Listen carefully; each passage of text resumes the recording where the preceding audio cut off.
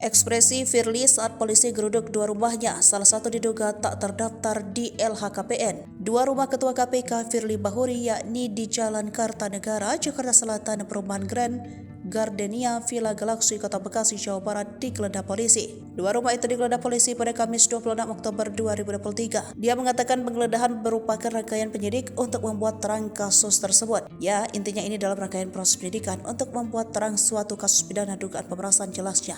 Sementara itu, Ketua RT di rumah Firly Bahuri di kawasan Bekasi, Jawa Barat, Roni Napitupulu, membenarkan adanya penggeledahan di rumah Firly Bahuri. Saat penggeledahan, Firly berada di rumah dan terlihat santai. Beliau ada di kediamannya tetapi tidak mengikuti ekspresi Pak Firly biasa saja.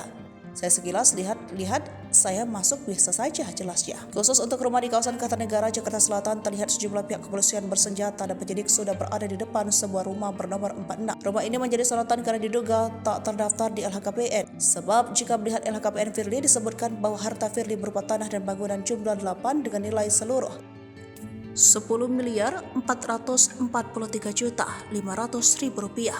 Lalu, tanah dan bangunan ini tersebar di Bekasi sebanyak 4 unit dan 4 unit lainnya di Lampung. Tidak ada satupun tanah dan bangunan Jakarta Selatan. Lalu harta lainnya berupa alat transportasi dan mesin sebanyak 5 unit dengan nilai 1.753.400.000 rupiah. Lalu kas setara kas senilai 10.667 juta, sehingga total seluruh kekayaan Firly senilai 22.864.765.633 rupiah. Belum ada pernyataan dari Firly terkait penggeledahan rumah tersebut. Juru bicara KPK Ali Fikri tak dihubungi penyerahan sepenuhnya ke penyidik Polri, termasuk soal rumah tersebut yang tidak tercantum di LHKPN Firly. Silakan ternyata kepada pihak Polri, kata Ali.